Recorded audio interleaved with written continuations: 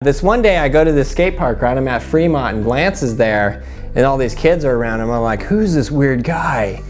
And then he asked me to film a video.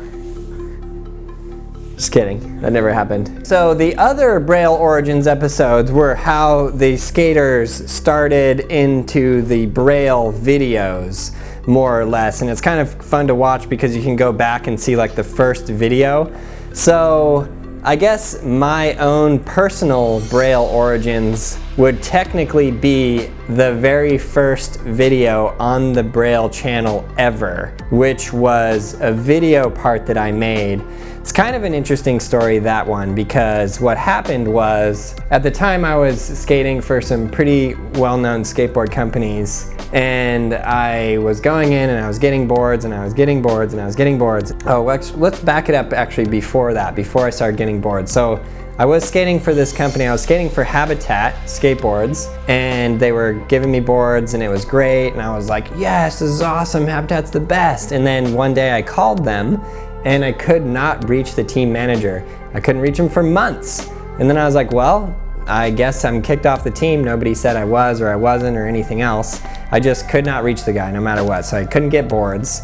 And then I went to skate at 3rd and Army, and there was like a very well-known professional skateboarder there, and he was like, hey, are you getting boards? And I was like, well, I thought I was, but I haven't gotten any boards for months, so I guess I got kicked off. I'm just not totally sure. What actually happened later, I found out the team manager was just out of town for months doing a filming trip in Spain, so I couldn't reach him. But anyway, so then he was like, okay, well, come with me and I'm gonna take you into the warehouse and I'm just gonna start giving you boards.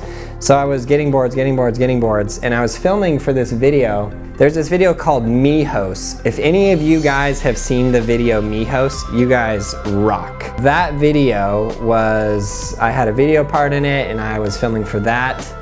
And another video called Seasons, which was a skateboard video based out of San Francisco. So I had these 2 video parts I was filming for at the same time. And then to come back to the whole sponsorship thing, I go in to get boards and they're like, oh man, we had to let half of the team go and you were the one of the people that we have to let go. Then I was like, man, I just got kicked off. What am I gonna do? So I had these 2 video parts that were going up, and these, at the time, those videos were just sold as DVDs in skate shops, right? YouTube wasn't really a thing. In fact, YouTube was such not a thing that like if you put your footage on YouTube, it was like, just throw it away. Like take all your hard work for years and years and years and just put it in the garbage can, light it on fire and throw it away. That's how it was. So basically, I took all of my footage from both of these parts, I put it together to this really intense, very intense, epic song that nobody would have ever have used at that time. I don't think they would use it now. It was a totally different song from this random indie band that I pulled this audio, but I thought it was appropriate because it was literally like, I literally felt like my life was over. I felt like my career was over. And the quote at the beginning of the video, yeah, it says, if there's nothing left to burn, set yourself on fire. So it was literally like, I literally felt like I was setting myself on fire. Like just take years of hard work and footage that I've gathered and worked so hard for and put it on YouTube, which was literally the equivalent at that time of throwing it away, setting myself on fire. So that's what I did. It was right after I got kicked off of this company, right? And I just thought everything was over. It's just the worst thing that could have ever happened. Oh my gosh. So what is interesting is that that video got a lot of views. It became, I don't know if I would say like the first like sort of viral skate video or whatever, but at that time, if a video got like 10,000 views or even 5,000 views on YouTube, it would be like, whoa, that's a lot of views. In this video, I think it got 300,000 views in like a really short period of time. I think now it's at like 350 or something. I don't know, we could show it. So that was like, whoa, that was a shocker. And I'm sort of like freaking out a little bit, like what is going on? I'm like kicked off the company, my career is basically over. I don't really have anywhere else to go, and yet I'm getting like the most recognition I've ever gotten ever. And it was just weird. But again, at the time, YouTube didn't matter. I don't even know if it, you know, YouTube now has become more like a thing that people do. They put their footage on YouTube. Anyways, that was basically the very first, like, it was basically a freak accident. It was like, I'm just gonna throw, it would be the equivalent of if you were a musical artist and you had your album and you threw it in the trash, and the trash man came and picked it up, and the trash man was friends with a record label producer, and he gave it to him, and then the guy got signed from that.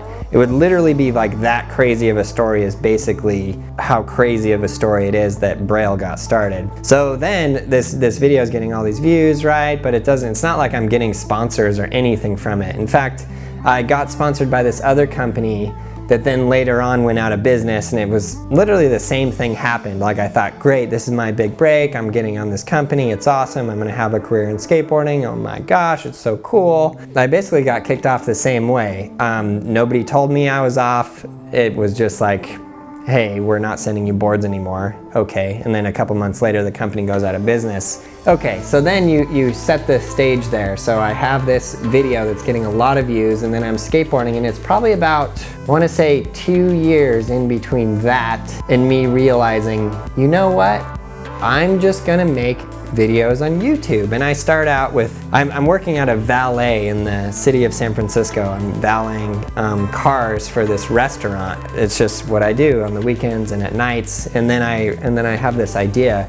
I'm gonna make videos on YouTube. And I started out just making literally anything. That's really what I did. I would just go, oh, I'm gonna have this old footage, throw it on YouTube. And it would be like 30-second clips, 45-second clips, whatever, right? I started out, I think my very first video series was Clip of the Week. And I think the very first one that I filmed ever was a front tail 270 out with Mark Suchu. And it was sort of like a Braille skateboarding advertisement. That was probably the very beginning, the very first time that the word Braille and the word skateboarding ever got put together and put online. I'm pretty sure it was that video.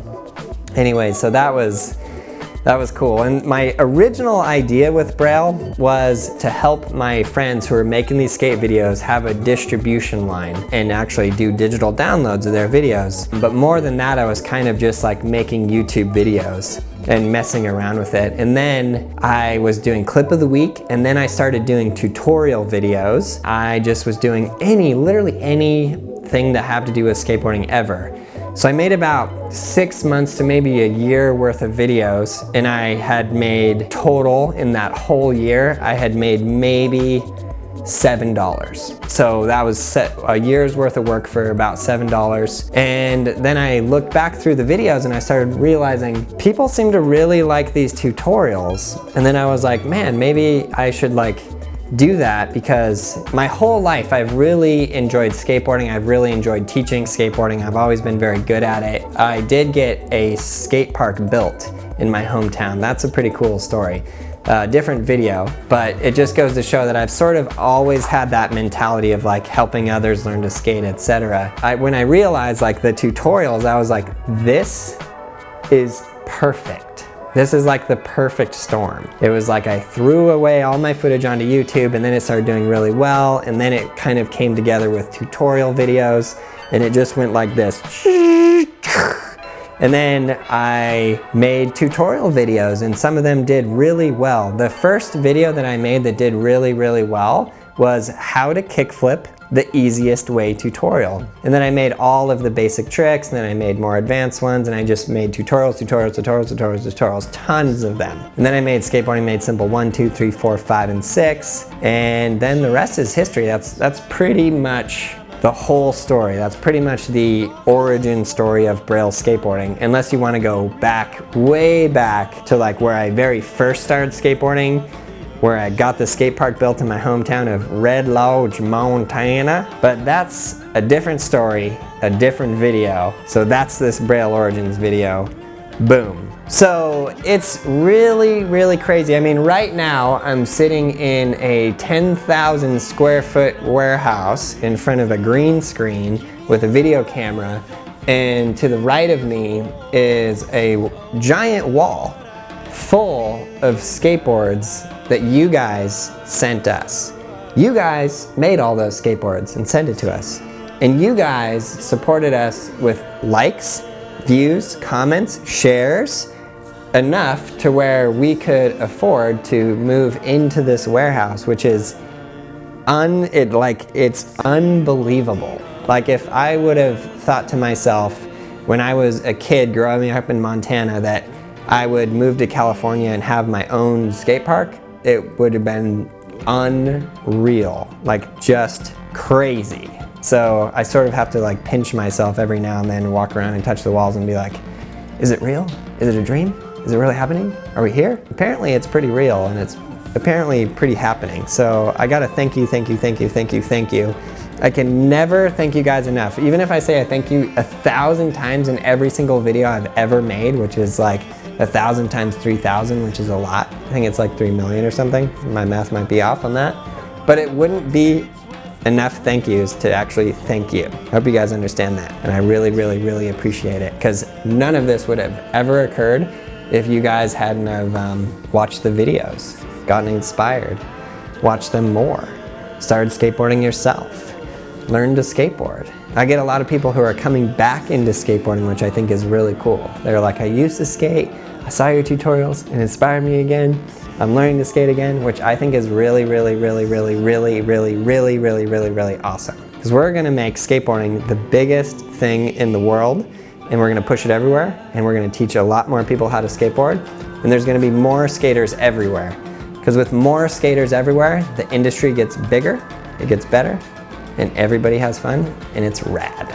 I hope you guys enjoyed this story. I hope you guys learned something. I hope you guys maybe are like, gosh, I could do that. I would be really good at this. I could do my own YouTube channel. Because that's really, really, at the end of the day, I want to inspire you guys to learn to skate, to learn to film, to learn to edit, to learn to make YouTube videos, to run your own YouTube channel and make your own videos. So I hope you guys are going to be super excited for this summer.